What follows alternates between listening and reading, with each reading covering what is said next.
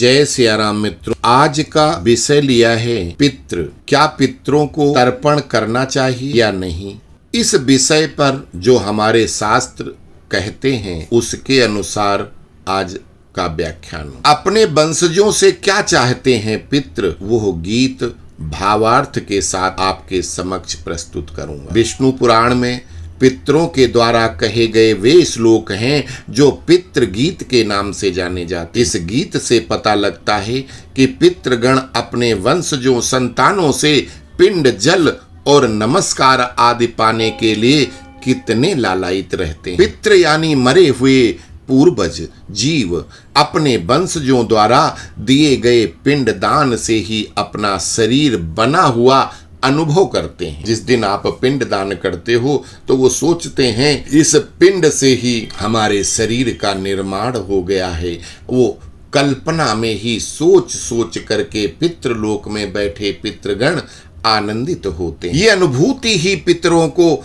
अपने वंशजों से भावनात्मक लगाव की परिचायक है। कूर्म पुराण के अनुसार पितर अपने पूर्व ग्रह यह जानने के लिए आते हैं कि उनके परिवार के लोग उन्हें विस्मृत तो नहीं कर चुके हैं। इस पितृ गीत का सार ये है कि मनुष्य को अपनी शक्ति व सामर्थ्य के अनुसार पितरों के उद्देश्य से अन्न, जल, फल, फूल आदि कुछ न कुछ अवश्य अर्पण करना चाहिए। जिनको भगवान ने संपत्ति दी है उनको तो दिल खोल कर पितरों की तृप्ति के लिए श्राद्ध व दान करना चाहिए। जिनकी आय सीमित है उनको भी परलोक में पितरों को सुख पहुंचाने के लिए स्वयं कष्ट सहकर श्राद्ध, तर्पण आदि अवश्य करना चाहिए। जो लोग अपने मृत माता पिता और प्रियजनों को भूल जाते हैं और श्राद्ध के माध्यम से पितृपक्ष में उन्हें याद नहीं करते, उनके लिए कुछ भी नहीं करते, तो उनके पितृ दुखी व निराश होकर श्राप देकर अपने लोक वापस लौट जाते हैं। फिर इस अभिशप्त परिवार को जीवन भर कष्ट ही कष्ट झेलना पड़ता है और मरने के बाद नरक में जाना पड़ता है। मार्कंडेय पुराण में बताया गया है कि जिस कुल में श्राद्ध नहीं होता उसमें दीर्घायु, निरोग व वीर संतान जन्म नहीं लेती और परिवार में कभी मंगल नहीं होता है। यदि परिजन श्रद्धा पूर्वक श्राद्ध करते हैं तो पितृ उन्हें आशीर्वाद देकर अपने लोक चले जाते हैं। श्राद्ध से बढ़कर कोई कल्याणकारी कार्य नहीं है और वंश वृद्धि के लिए तो पितरों की आराधना ही एकमात्र उपाय है। जिनके संतान नहीं होती किसी कारण से तो उसमें से प्रमुख कारण पितृदोष होता है। परिवार में किसी संतान का जन्म होने वाला हो तो पितर अच्छी आत्माओं को संतान रूप में भेजने में सहयोग करते। पितरगण हमारी मदद करते हैं, प्रेरणा देते हैं, प्रकाश देते हैं तथा आनंद और शांति देते हैं। तो प्रस्तुत है विष्णु पुराण में वर्णित वो पितृगीत। अपि धन्यः कुले जायादस्माकं मतिमान् नरः अकुर्वन्ति साठ्यं यः पिण्डान्नो निर्वपेष्यति। अर्थात पितृगण कहते हैं कि हमारे कुल में भी क्या कोई ऐसा बुद्धिमान धन्य पुरुष पैदा होगा जो धन के लोभ को छोड़कर हमें भी पिंडदान करेगा। रत्नम वस्त्रम महायानम सर्वभोगादिकं वसु विभवे सति विप्रेभ्यो सो असमानुदिश्य दास्यति। अर्थात जो प्रचुर संपत्ति का स्वामी होने पर हमारे लिए ब्राह्मणों को बढ़िया बढ़िया रत्न, वस्त्र, सवारियां और सब प्रकार के भोग सामग्री देगा। अब यहाँ पर जो विप्रद्रोही आजकल ब्राह्मणों की निंदा करने वाले बहुत से लोग हैं वो कहेंगे ये ब्राह्मणों के खाने पीने का अपने लिए बनाया हुआ आडंबर है। किंतु ध्यान रहे कि विष्णु पुराण की रचना किसी ब्राह्मण ने नहीं करी। विष्णु पुराण को लिखने वाले एक मछुआरन के बेटे कृष्ण द्वैपायन वेद व्यास जी हैं। उन्होंने किसी ब्राह्मण को लक्ष्य करके ये रचनाएं नहीं की हैं। अब यहाँ प्रश्न ये आता है कि जो ब्राह्मण कुल में पैदा हो गए वो ब्राह्मणों को दान करने की बात की गई है? नहीं, ब्राह्मणों से तात्पर्य है जो ब्रह्म को जानता हो वो ब्राह्मण, अर्थात जो काम क्रोध मोह मद लोभ इन 5 चीजों से अलग हो वो ब्राह्मण। जिसने ब्रह्म की साधना कर ली, ब्रह्म को जानता है वो ब्राह्मण। ब्राह्मण कुल में पैदा तो बहुत से लोग होते हैं, अगर वो शराब पी रहे हैं, गांजे की चिलम खींच रहे हैं तो उनको श्राद्ध कराने से, पितरों को, ठीक है, किसी को खाना खिलाने से, भोजन कराने से, सेवा करने से पुण्य तो आपको मिलता है, लेकिन वो आम पुण्य मिलता है।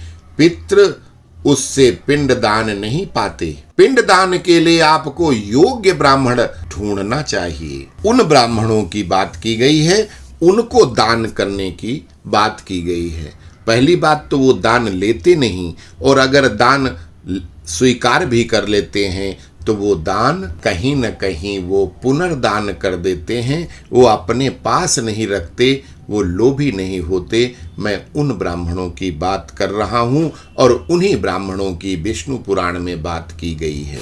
रत्नम वस्त्रम महायानम सर्वभोगादिकं वसु विभवे सति विप्रेभ्यो यो असमानुदेश्य दास्यति। जो प्रचुर संपत्ति का स्वामी होने पर हमारे लिए ब्राह्मणों को बढ़िया बढ़िया रत्न वस्त्र, सवारियां और सब प्रकार की भोग सामग्री देगा, ये पितृ सोच रहे हैं। क्या ऐसा कोई हमारे कुल में होगा? अन्नम नवा यथा शक्त्या काले अस्मिन् भक्ति नम्राधो भोजयस्यति विप्रग्रयास्तमात्र विभवो नरः। फिर पितृ सोचते हैं कि बड़ी संपत्ति ना होगी, केवल खाने पहनने लायक भी होगी, तो जो श्राद्ध के समय भक्ति के साथ विनम्र बुद्धि से, अब यहाँ पे जो हमने पहले बताया कि श्रेष्ठ ब्राह्मणों को, ब्राह्मणों का मतलब श्रेष्ठ ब्राह्मण जो ब्रह्म को जानता है, उस ब्राह्मण को जो शिखा धारण करता है, जनेऊ पहनता है, कम से कम 2 बार संध्या बंदन करता है, झूठ प्रपंच इन सब से दूर है, सिर्फ परोपकार बस जीवित रहता है, ऐसे ब्राह्मण की बात कही गई है। उसको श्रेष्ठ ब्राह्मण कहते हैं। ऊंचे कुल में पैदा होने वाले को श्रेष्ठ नहीं कहते। श्रेष्ठता का मतलब उसके कर्म हैं। वो शक्ति भर भोजन करा देगा, यथाशक्ति जितनी आपकी श्रद्धा है उसके अनुसार उनको क्या भोजन कराएगा, ये पितृ सोचते हैं। असमर्थो अन्नदानस्य धान्यमामं स्वशक्तितः प्रदास्यति दुजाज्ञेभ्यः स्वल्पाल्पाहवापि दक्षिणाम। फिर कहते हैं अगर उससे भी गरीब हो, किसी को खाना खिलाने में, भोजन कराने में असमर्थ है, तो भी जो श्रेष्ठ ब्राह्मणों को कच्चा धान यानी कच्चा अन्न और थोड़ी सी दक्षिणा ही दे देगा, तो भी पितृ तृप्त होंगे। तत्राप्यास सामर्थ्ययुता कराग्रस्थितं स्थिलान प्रणम्य दुजमुख्याय कस्मै चेद भूपदास्यति। अर्थात यदि इसमें भी असमर्थ है तो किन्हीं श्रेष्ठ ब्राह्मण को 1 मुट्ठी तिल ही दे देगा। अब यहाँ पर व्यास जी ने ये तो नहीं कहा है कि भाई आपके पास धन है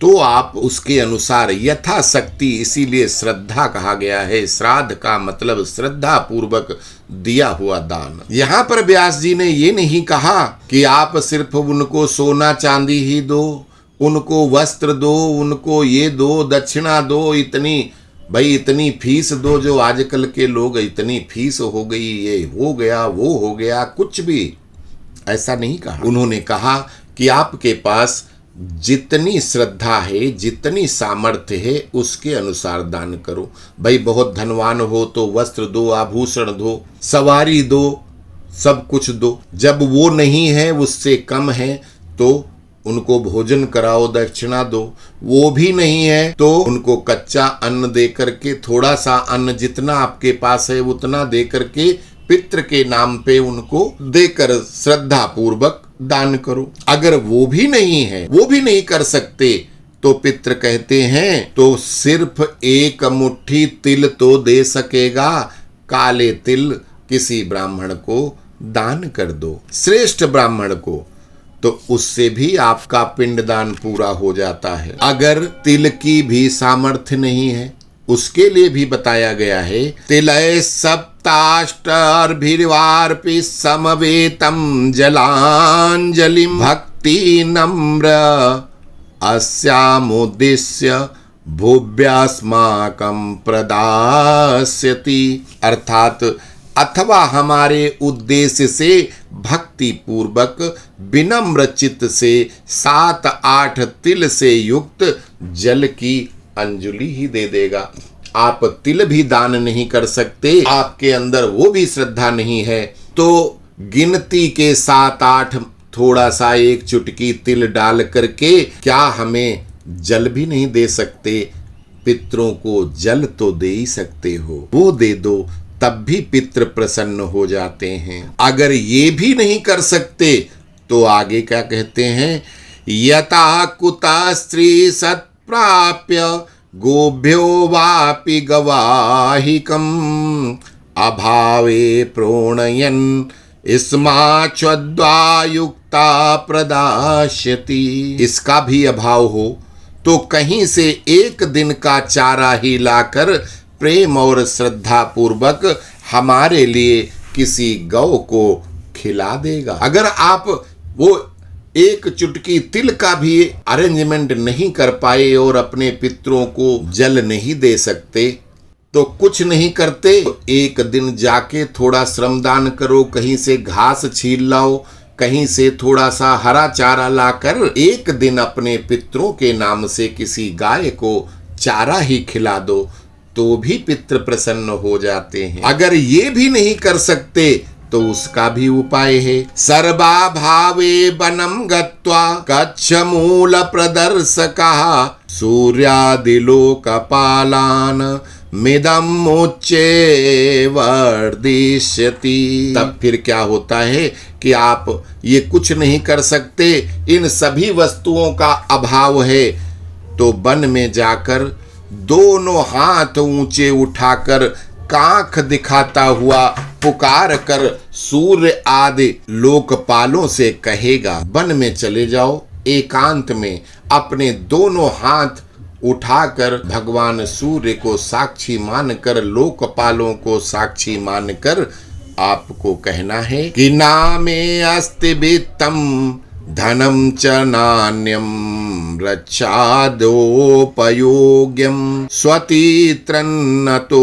अस्मि प्रप्यन्तु भक्त्या पितरौ मयेतौ क्रतौ भुजौ वर्तमनि मारुतस्य। अर्थात मेरे पास श्राद्ध के योग्य न वित्त है, न धन है, न कोई अन्य सामग्री है, अतः मैं अपने पितरों को नमस्कार करता हूँ, वो मेरी भक्ति से ही तृप्त हों।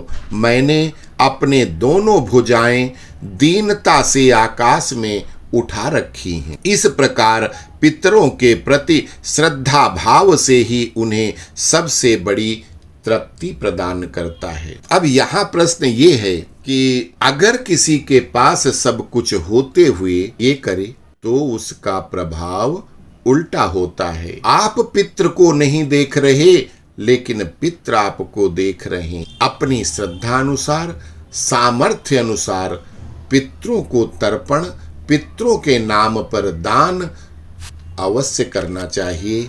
अस्तु। जय श्री राम।